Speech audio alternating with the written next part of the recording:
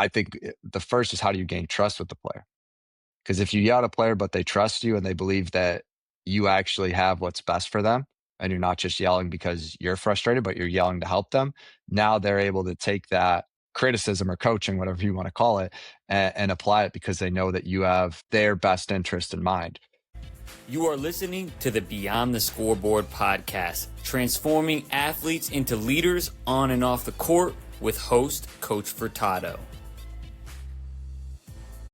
Coaches, are you ready to take your passion for coaching and turn it into a full-time career? I know the challenges firsthand, but the Make Money Coaching Sports program helped me take BTG basketball full-time. If you're tired of juggling coaching part-time and want to fully focus on doing what you love, this business accelerator will give you the tools and support to make it happen. Hit the link in the show notes below to learn more and start living your dream. Hello, everyone, and welcome back to another episode of the Beyond the Scoreboard Podcast. Today's guest is Matt Poland, Coach Gaffa. Coach Gaffa is the head coach and sporting director for FC Naples, where he's currently led his club through its inaugural season in USL League One. Known as Gaffa to his players, he has a unique journey that took him from professional playing career in Scandinavia to being one of the youngest and most successful minds in the USL today. He's a guy who's obsessed with the why behind the game, focusing on player agency, community impact, and what it truly means to build a professional culture from the ground up. Coach Gaffa, welcome to the show. Right. Thanks for having me.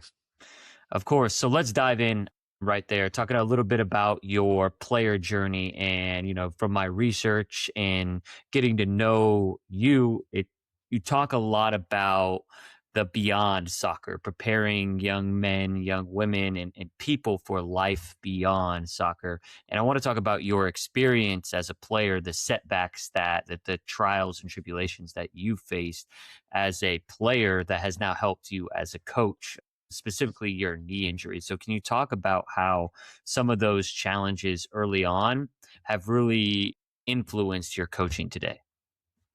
Yeah, absolutely.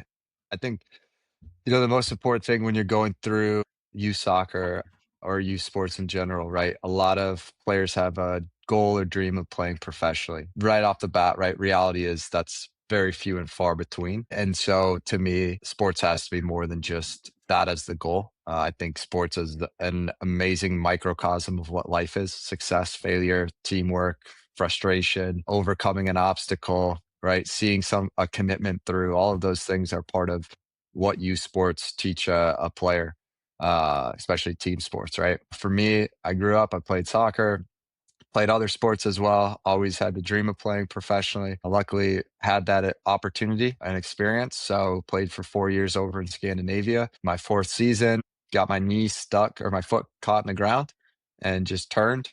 And for my ACL, both of my meniscus, dislocated my knee and fractured my kneecap. And I was, at the height of my playing. Had the week before, had my best game I'd ever played. And then all of a sudden I'm on a flight back to the US to have surgery, and tried to rehab my knee, but just never recovered enough to be able to play again. So had to shift quickly into coaching. There's other situations, concussions, losing form and being benched, all those things I experienced as a player. Probably the biggest thing is in the moment, like when I'm injured, right? You can't sit and just be like, oh, why? You can't lay in a fetal position and just be like, why is this happening to me? It's like, what's the pathway? Obviously, I tried to attack rehab to come back and play. That was the intention. When that was evident that wasn't going to be a possibility, it's immediately, trying to pivot to what's the next thing, and how can I use my experience and all of the things I've done to set up success in the next stage of my life. So you're talking about what is that next thing, and you tore it, you got surgery, right? You're trying to rehab and get your way back. As you're kind of going through that, I'm sure you're realizing, like, I'm not sure I'm going to be at the level I was before. And so I'm curious, what are some of the thoughts that you have? Like, when did you feel like, oh, it's time for me to hang it up and go coach? Did you have mentors that were helping you out? What was that experience like? Yeah, so when I had my surgery, it was the meniscus. When I saw the MRI, it was like a mop head, the way it was torn up, which it's a small pad, so it's not supposed to look like that. And we decided to get it stitched to try to give a chance, but the doctor was pretty honesty said it's probably a 1 in 10 chance that it heals well enough for you to be able to play at that level again. So I came in kind of knowing what it would be. It was pretty clear early on in the recovery that playing wasn't going to be the option. And in my mind, I had always thought I wanted to coach when I was done playing. I told myself, "Oh, I don't want a real desk job. I want to be out on the field." And uh, what I came to find out is coaching is a full-time desk job, and then on top of it, you just have the Yes. on-field things. Yes. Yes. I think most people just don't, right? Like you only see your coach at training, and so you don't fully understand all of the off the field responsibilities. But to me, like I love the game. I love the being in a culture, being in a team, having goals that you're all competing for. So, you know, coaching became a natural next step because I didn't want to lose all of that, experiences. Yeah, that makes a ton of sense, and I had a similar reason for why I wanted to get into coaching, and now like we're in the professional world. I'm in the youth sports world in terms of owning clubs, but yes, I work 9 to 5 on my computer, and then I go coach. So it's like I just added a couple extra hours, but I get to do it, and I'm getting paid to do what I love. So I'm sure you share that similar philosophy in terms of it's such a privilege to be around sports. So what was that shift like going from player to coach? What were some of the challenges when it came to, potentially teaching athletes versus like, hey, I know how to do this and like getting them to do what you know how to do? Yeah. So specifically to me, the biggest challenge was actually it was crazy. The board of the club that I was playing for over in Finland called me while I was rehabbing and offered me the head coaching job with no coaching experience. So they're like, "Hey, we found this guy that has more experience as an assistant. He can help you, but we see you as our next head coach." And so it was crazy because I went from 6 months earlier being these guys' teammates, guys that were older than me, guys that been in the club longer, to now like blowing the whistle the first time of preseason and deciding who was starting and who was playing. And suddenly the role switched from one of these guys was I was a player and he was a captain the year before. And now the next year I'm the head coach and he's the captain. And so it was like complete change of power and roles. And so there's a lot of things I learned in that. I think trial by fire and just jumping into the deep end, which is I'm so grateful the club gave me the opportunity. It's wild they did, but definitely something I'm grateful for. I think in terms of just coaching as a whole from being a player, you spoke about it. It's the being able to take yourself out of the situation. What do I know? What can I do? And more so really, what does the player need to know? What does the player know Mm. right now? And how can I get them to where they need to be? It's about kind of taking your ego out. And then really the biggest part is how does this player learn? And it's kind of I don't have children, but just seeing a lot of friends with children and reading different things, it's like you have the same standard for every child, but how you raise each child is completely different. And so it's same with players, right? You try to hold the same standard across the board, but how I coach one player has to be different than how I coach another, and how they learn and what they need to learn is completely different. And so you really have to take away what you believe and instead find the player, meet them where they are, and then help them get to where you want them to go. Absolutely. Would you be willing to share any stories where you maybe even learn from? You talked about trial by fire, like potentially some of their mistakes, where maybe you have the same standards for everyone, and you coached everyone the same, but you realize, "Oh, I need to coach this athlete in a different way." Yeah, absolutely. One thing, not exactly in that vein, but probably the biggest learning lesson I had was communication. Players will, as human beings, we always try to find meaning in everything.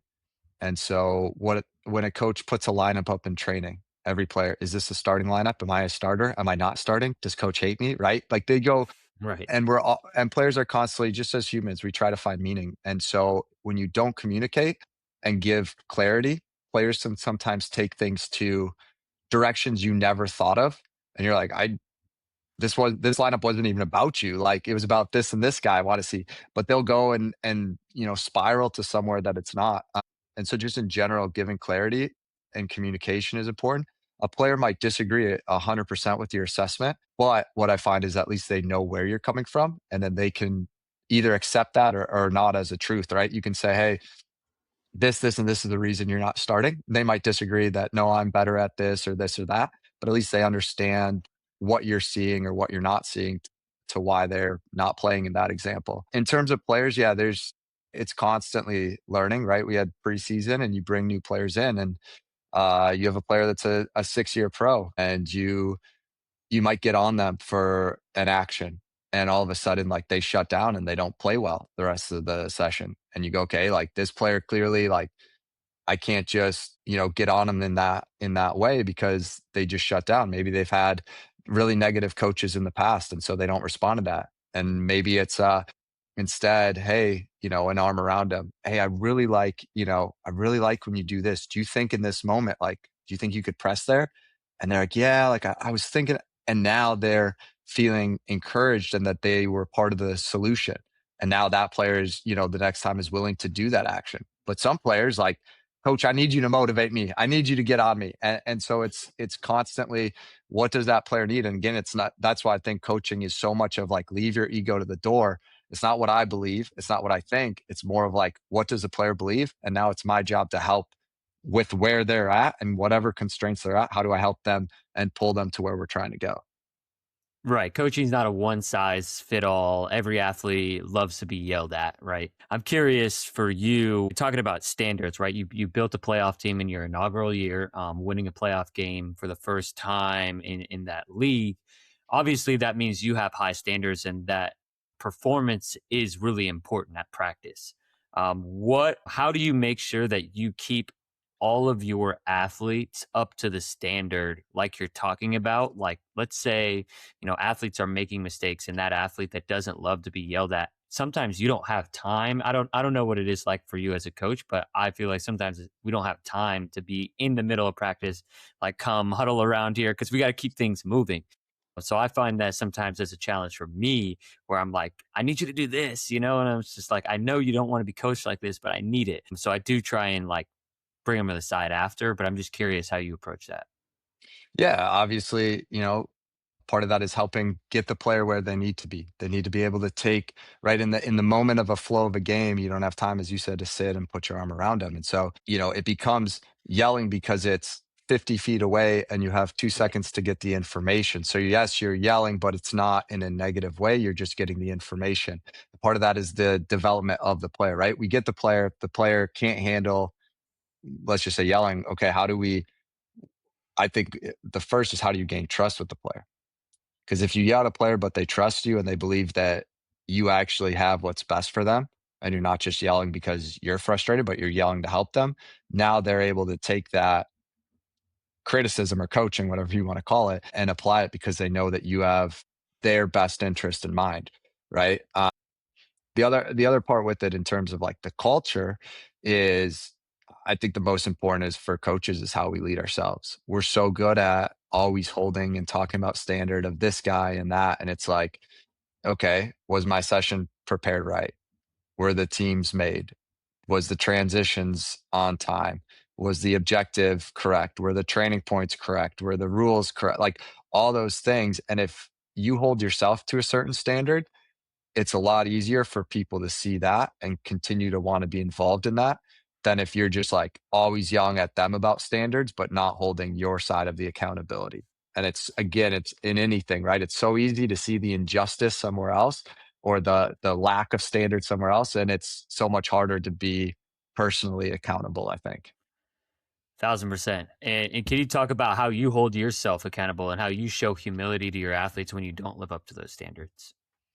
Yeah, number one, it's again like trying to be planned and thought out. So my staff, we have a staff meeting at 7:30. So I make sure to get to the office by 6:50 in the morning so that I have time to sit down, prepare my thoughts so that I'm ready for the staff meeting. The staff meeting is all about preparing the session for the guys so that when the guys come in from our side, everything's ready and clearly, going. And the equipment manager has all of the activities we're doing for the day so that he's setting up all the next activities so that we're transitioning and the teams are made. And obviously it's different in a pro environment than youth soccer, a youth sport where 5 minutes before the session starts, the kids are still showing up and the field was being used by another team, right? Like we have different variables, and it's a lot harder in youth sports to have those things. But for us, it's all about like we always say, control the controllables. So what's in our control that no matter whatever anybody else does or doesn't do, we're in control of it. And making sure, like, number one, are we executing on those? And if we execute on the controllables, like, the rest of it flows behind it. Prep, yeah, preparation's huge because there are so many variables in performance environments, whether it's a youth sports or professional environment. There's, referees, the field conditions, all that good stuff. And I really like that you talk about preparation. Now, maybe not everyone that's listening to this podcast as a youth sports coach has that 90 minutes before practice to prepare, but you even like preparing like 10 to 15 minutes before practice, like thinking about it, like if you work a 9 to 5 and then you go to, your game that you're coaching, right? Taking that car ride 10 to 15 minutes. How am I going to sub here? What's our, what are we looking for? And I think preparation, right? If we're asking a lot out of our athletes and we're just showing up and doing the bare minimum, that's where that disconnect really happens. Absolutely. And ultimately, right, like, you have to make the decision of the team or the activity at some point, right? Right. If you do it the night before and now on the drive into work, you're thinking through some of the scenarios or the coaching points you want to focus on, you're going to be clear in thought because you've now let it bounce around in your head versus walking on the field and be like, oh, what should I do today? Either way, it takes the same amount of time. It's just when you decide to make that decision. And that is massively important in how you prepare.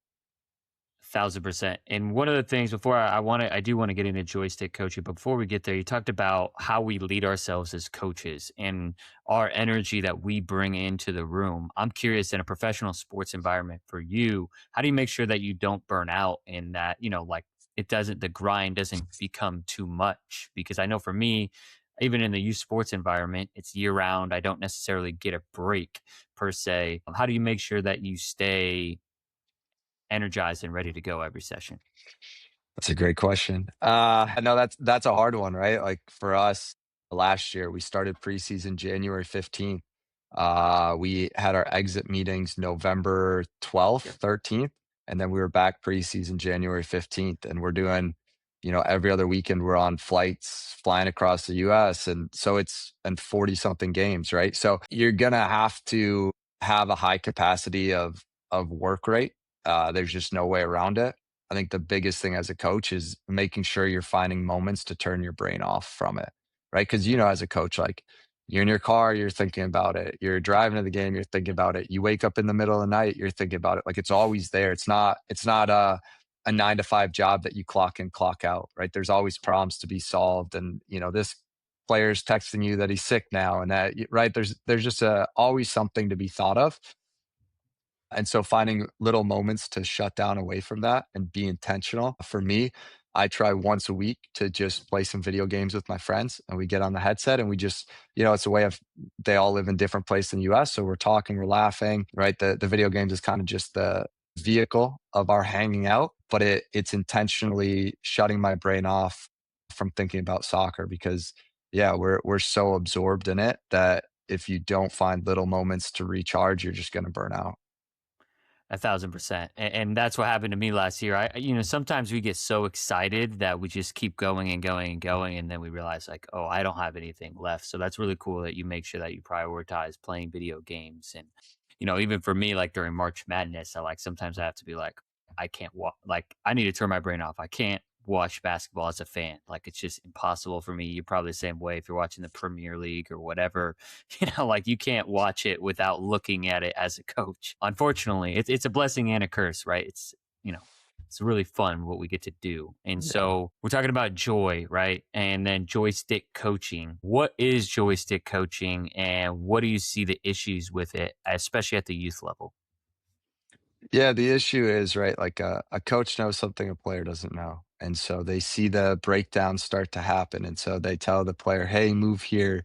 The player receives the ball. They say, hey, pass here, right? Or run here. And it takes the player's responsibility of decision making out of the equation. Short term, in that one specific moment, absolutely, it's the problem solved, right? The coach chess pieced the players and the problem was solved. Long term, the player hasn't actually learned anything. So when they get in that same scenario, they'll need the coach to walk it through again. For me, a big thing is, are we asking and making sure the players understand the why? In sports, the scenario that they see, if we show it on the board, it's never going to be 100% as it looks. Some player's going to be in a different position. The ball is going to be in a different spot. And if we teach the player the why behind it, now they have the information when the picture changes to still problem solve inside of what type of solutions we're giving them as players. If it has to be the coach constantly joysticking and maneuvering the player doesn't take ownership and responsibility, and they're just waiting there until coach tells them. And then if the scenario changes, they don't know why they're doing what they're doing. So they're often going to make the wrong decision. The other part of it is players, there's every sport's a little different. In soccer, players play soccer because there's a certain level of freedom. And if you give a player more information and the responsibility to take the decision making into their own hands, again, inside of what system or style you're playing, now the player feels more of a responsibility. And imagine how much better of a player we're going to get, because now they're going to ask more questions in training because they know they're not just going to be screamed the answer during the game. They're going to have to solve the answer. So they're going to be curious. A curious player is going to pick up more information, understand at a higher level, and probably in the moment of the flow of the game, communicate better with his teammates because, again, now they have responsibility to solve it versus leaving it to the coach on the sideline to solve it. And I feel like that's something that's like super intuitive as a coach. Like that's what we should be doing, but we want to win so bad that we, will joystick them around just for that short-term gain. And I'm, one of the things that you kind of mentioned a couple of times is asking them questions. So then they can start like really like thinking the game. And I'm curious how you do that on a youth level and as a professional level. And you can break it down via soccer. I feel like soccer and basketball, because they're such free flowing games, it's not like a baseball or a football where it's like stop go. It's like, like it doesn't end until like, the 45 minutes, the 12 minutes ends in basketball. So how do you build that out? Yeah, it's obviously different, as you said, in youth and professional. In youth soccer, for what I've worked with and what I found to be really helpful is guided questions, where a moment of a breakdown happens on the field. We freeze it. We play, okay, this guy has the ball. Okay, what are your two options? And it's kind of like those old books. I remember reading as a child where it's like choose your own adventure. And that's what a free flowing sport is. If option A or option B. And then if you choose option B, now you have two more options based on that option. And then you play, okay, so you play the ball into this guy. Okay, now what does that player have to do? And so you show it in a walkthrough. And then I like to start the ball back where it was and say, okay, play. And then we try to, at live speed, do that same action again. The other thing then is I keep it in the back of my mind. If that same, I'm just waiting for that same interaction to happen in the training field. And when that player makes the correct decision versus the wrong, I'm right away on him to praise him. Now he's been maybe embarrassed a little because, right, he was open to the crowd that showed the mistake. He had to give the answer, right? I didn't give him just the answer. He had to see the situation. I helped guide him to the answer. And now in the next moment or opportunity, he makes the correct decision and now he's praised. And ultimately, whatever age we are, the most important thing to remember with coaching is every player wants to be praised. And so they're going to want to learn and want to be praised from doing the right thing. Now with the pro game, it's a little different. It's not as like we're stricter on time and getting guys off the field. And they also have a much wider database of knowledge. And so our learning in that becomes much more in the classroom before training, where we'll talk through it. We'll show a clip. Maybe we have a digital diagram of the action, and then we'll go out and train it. And it's very quickly, maybe in the break, hey, in this moment, we need you to do this. They have a little bit longer recall and are able to correlate without necessarily always having to walk through an action to understand the different one. The other part, though, still with professional players is we do a lot of IDP work. So they're struggling in a certain area. We'll take them after training and spend 5 or 10 minutes working on one specific action so that they gain confidence in it. That makes a ton of sense, and that's like a really good difference of the levels. And I do like pausing practice and asking questions. One of the things I heard on a podcast that I listened to is like, as a coach, being more of a guide on the side, especially for the youth level, instead of being the sage on the stage and they yelling and like who's communicating the most in practice. I'm honestly, in this conversation and I'm evaluating myself the last couple of practices like, I think I might have been talking a little bit too much and I need to ask some more questions because that's how I'll get them long term. It's hard because this past weekend we had a tournament, we all got our butt kicked, and I'm like, the standards need to be the standards. And I do think there's some balance to it. Like sometimes we got to be firm, and like there might be a day of practice where we ask less questions and we demand more. And then once we kind of teach that standard, we can ask more questions. Obviously, I'm going to go back to your first year in winning that playoff game.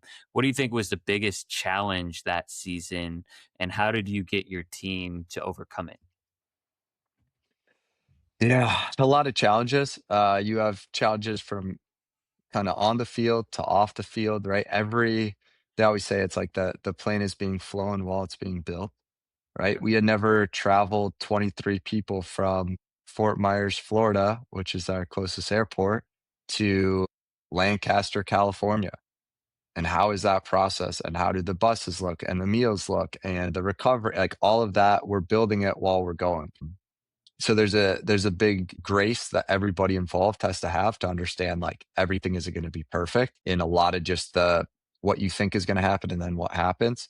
From the footballing side of it, the hardest thing is you bring 23 players and 6 technical staff into a new environment where they all came from a different club, they all came from a different identity. So how do you bring everybody and have them see the same culture, right? Because if I ask you and I ask 10 other coaches, what's good culture? You'll probably all give me 10 answers that are correct, but everybody has their own vision, and none of those are FC Naples culture. And so it's really, again, it's building the trust with the player to have them have buy-in and belief that this culture is successful. Because if you come from a successful place, well, that's not how we do it here, or that's not how we did it there. Okay, great. Right. But we don't have the same players, the same coaches, the same environment, the same community. Like things have to be different. So we have to all be willing to see the world a little differently to buy into what this culture is. The issue is you're doing that again while the plane's flying and you have 1 to 2 games a week that you also need to get results while you're still trying to lay the foundation. So it's just kind of a very hectic time, especially in the early part of the season while everything is new to everybody. Yeah. I'm curious, how did you get everyone to buy into one culture? Because that's honestly my favorite part about team coaching is bringing people together, and that first month being like we're going at each other because, we're different backgrounds, and then by the end of the season like really putting teams together. And I've had some seasons where we've just failed. We never were on the same page. So I'm just curious how you brought 30 guys or 30, staff and coaches, players together to row in the same direction. Yeah, one, it's being clear in preseason of certain non-negotiables and making sure that Yep. while the rest of tactics or anything are being talked about, that we're hitting on those non-negotiables and those are becoming ingrained in the group. The other thing that personally I'm really big on storytelling. To me, like if I'm going to remember something, usually a story that tells that lesson I'm going to remember it better. Okay. And so I'm very specific in layering in usually once a week in one of our pre-training meetings, some type of a story. And it's often not about sports. Last week, for example, we talked about Steve Jobs, and after he had gotten fired and came back to Apple, the second time he worked for Apple, and he created a 4-grid matrix that became the identity of the decision making of what equipment they were going to build. And that's what bloomed all of Apple's modern day success. And so I use that to speak about, what are our 4 quadrants of our matrix that are kind of non-negotiables that as we build out our tactics and as we improve in this and that area that we never lose sight of as we're building the team. And so again, to me, like storytelling can correlate and that people remember those little stories in the back of their head, and usually then that lesson maybe challenges them differently than if I'm just like, hey, we're going to only work hard, right? It's like, well, let's have a story that ties into it that kind of builds a deeper memory in their brain. Yeah, no, that's actually something I should probably do more of. especially because they probably at a certain point, if we're talking about if we only speak in non-negotiable, coach speak the entire time, they will eventually tune us out. So that's really powerful. And out of curiosity, how did you develop your storytelling ability? Is it just over time? You were doing some research. Where do you find your stories and inspiration? How do you choose? Oh, this story aligns with our philosophy here. Yeah, I like to read. Don't now with just how busy I am, I don't have the same amount of time to read. But when I was a player, my goal was reading one book every week, and I read all different books from business to psychology to fiction to nonfiction, like all different types. I read it, and I would take notes, and I would keep track of a story. And so, I have a big list of just different stories that have nothing to do with sports but have a key kind of tenet to that storyline or a connection.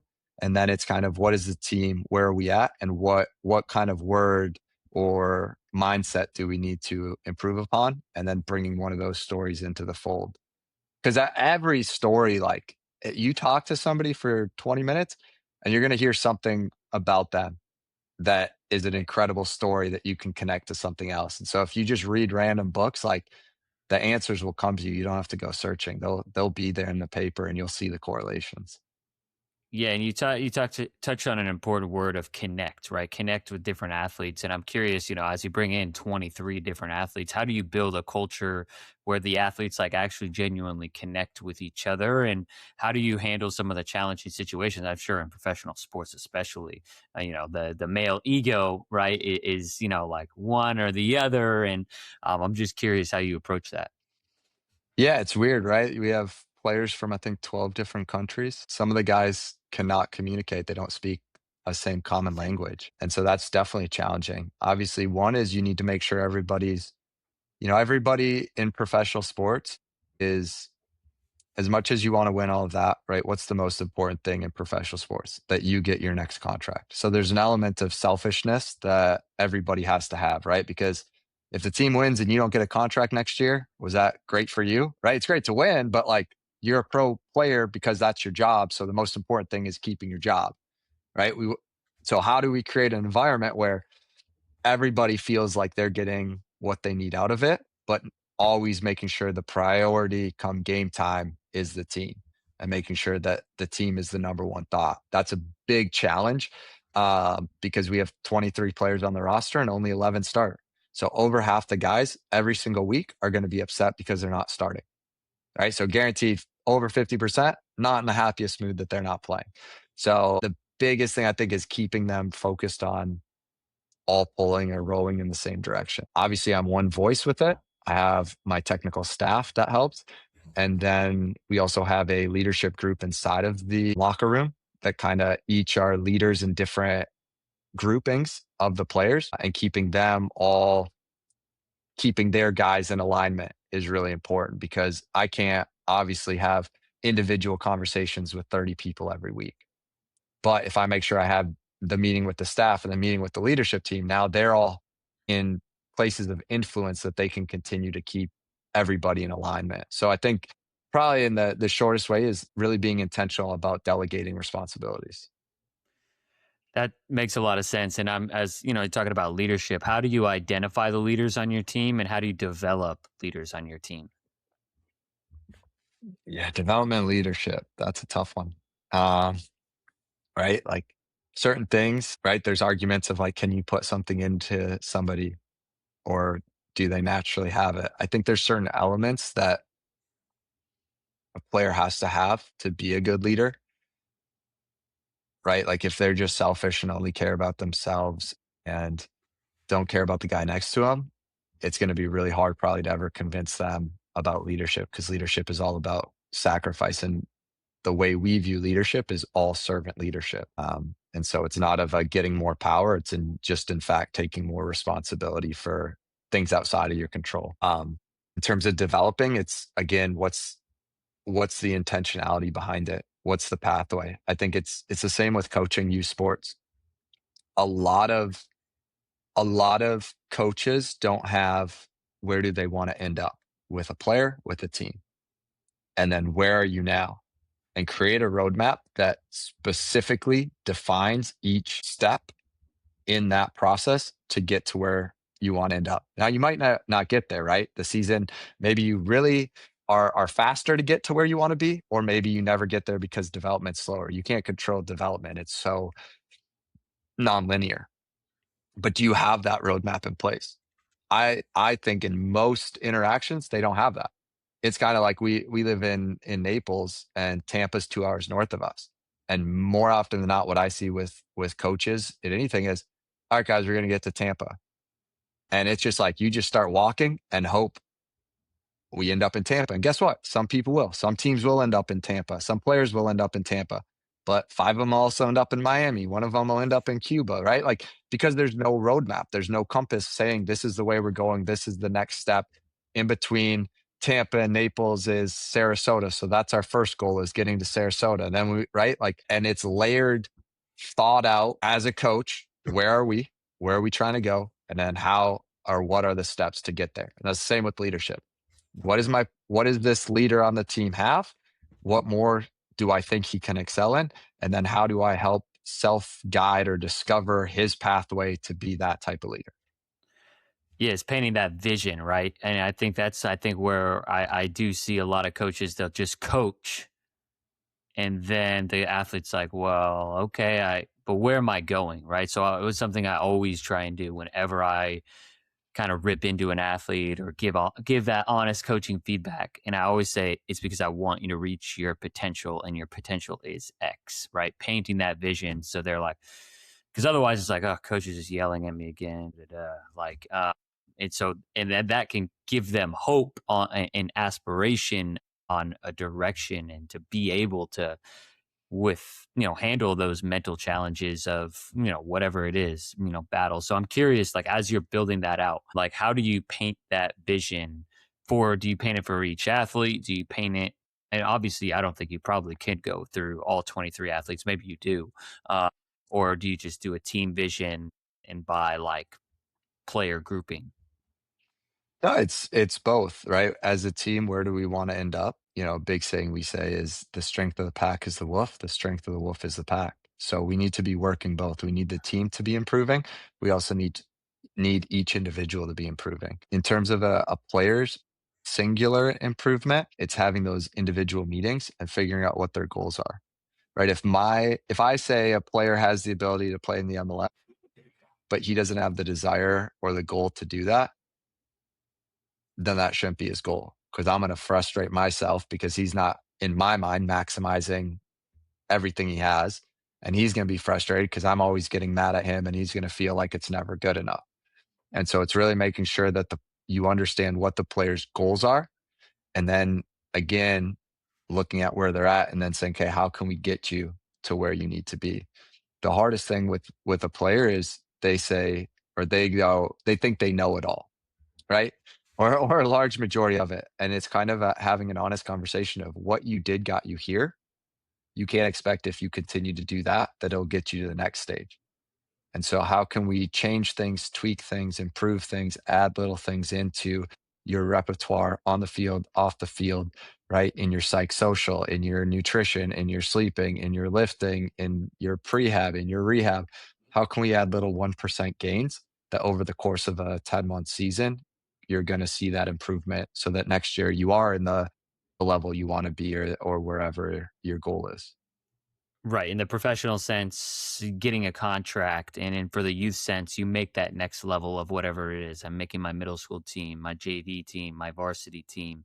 As we kind of wrap up in the last couple of minutes of our conversation, I'm going to shift the gears back to youth sports. We talked a lot about, you talked about the roadmap and the development for your professional athletes. Can you talk about and share, just with the parents and the coaches that are listening, what why we should maybe pump the brakes on professionalizing youth sports? Yeah, again, I mean, off the bat, like, it's really hard to be a professional athlete. Number one. Number two, like, does your son or daughter ultimately, at 14, they might think they want to be a pro athlete. They don't understand what it means to be a pro athlete at that time. the amount of sacrifice, having just one kind of sickening focus in your life, and are you going to find joy when playing club soccer in middle school with your friends is going to be a much different feeling than playing professional soccer and people's jobs are on the lines. It's two different. Professional sports and amateur sports are two different things. You're not, the joy is different. And so, right, is your 14-year-old going to still love playing it at 16, 17? Are they willing to give up their summers and spring breaks to not travel and instead train? Are they going to be willing to give up their Friday and Saturday nights in college to continue training? Right. And at each of those milestones, there's players that drop off and weed themselves out. And so it's not even the conversation of, is your kid good enough technically, tactically? It's like, do they actually want that when it comes down to having to sacrifice everything? And you will, like, you miss all of, when you get older, you miss all of your friends' weddings, especially for soccer. We're a summer sport. Everybody gets married in the summer. So say goodbye to all of those weddings and experiences. Say goodbye to your family trips, right? We have this year, it's Easter. Great. We have training. 4th of July last year, we had a game. Like, the world keeps going when you're in sports, and it becomes a very much a singular focus. The other part with it too is ultimately, like, youth sports should be fun. If a player loves playing the sport, if they have fun playing the sport, if they feel good playing the sport, they're going to want to put more effort into it, more energy, right? We as humans like to do things that make us feel good. If you are putting so much pressure and so much stress on a kid, probably not going to help them love it more. And the second that you're having to drag your kid to training versus them being like, Mom, get in the car, I want to go, you've lost that kid most likely as well. The other thing too, just in general, is like the amount that some of these youth sports cost to even think in scholarship. Like, you're probably gonna, even if they get a scholarship in college, very few players end up getting more in scholarship than all the money that youth sports cost, and the travel and the tournaments and the hotels, right? So again, I think it's like, if the player is serious about it, if they need to be the one leading that goal. And if they're enjoying it, then absolutely, your kid has this goal. He's putting the work into it. He's motivated to do the extra. Sure, support him.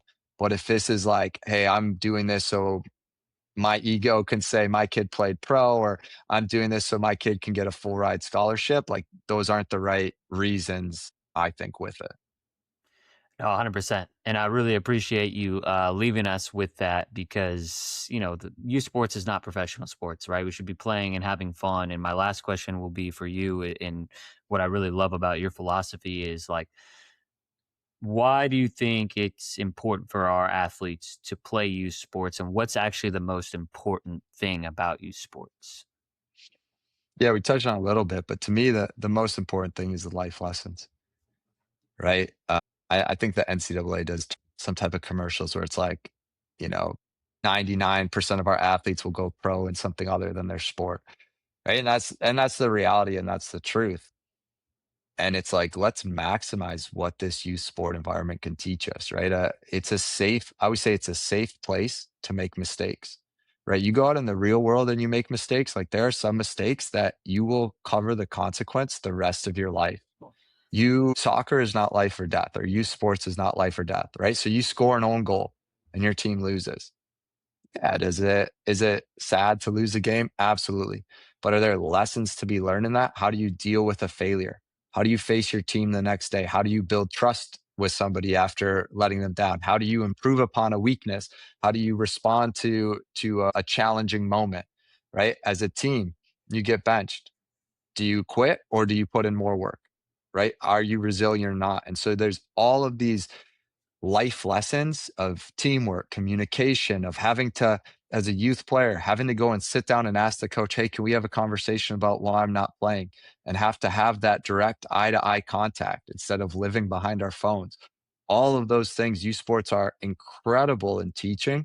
And again, it's in ultimately a safe place, let alone, like, for a lot of people, they love sports, and some of just their best memories from growing up and their best friends become those teammates. And so those, if they just learn amazing life lessons and take a few really solid friends from it, like, that's incredible from youth sports. And if they're the 1 or the 0.1% that make it pro, like, they'll get there eventually if they're a good player. Like, they'll find their pathway. Don't rush the process with it. They'll end up where they need to be if they're talented enough, because talent is a premium and is always looked for. Oh, 100%. And I really appreciate you sharing that, because that's what's most important about it. It's the friends they make, the experience out of it, how much fun do they have, and what life lessons did they uh, get from the sport. So I really appreciate you coming on the podcast today, Coach Gaffa, and sharing your wisdom. Where can people follow you, find some of your content, and support FC Naples? Yeah, obviously FC Naples. If you just search in FC Naples on any social media platform, I'm on TikTok, Instagram, Facebook, YouTube. If you search Coach Gaffa, I also have a website for coachpoland.com. So just my last name, which is the same as the country Poland. So I'm all over the socials and all. And then if you just search FC Naples on any social media, they'll be there as well. Awesome. Thank you so much for your time today, Matt. Thank you. I Appreciate it. am looking forward to dropping this episode. Thank you. Thank you for listening to this episode of the Beyond the Scoreboard podcast. If you enjoyed this episode, make sure that you subscribe wherever you listen to podcasts and share it with a friend, coach, or parent you feel like would get value from this episode. It's our responsibility to impact as many parents and coaches who are the ones that are impacting our athletes. That's how we create a ripple effect. So thank you for being a part of our community, and we look forward to serving you all next week.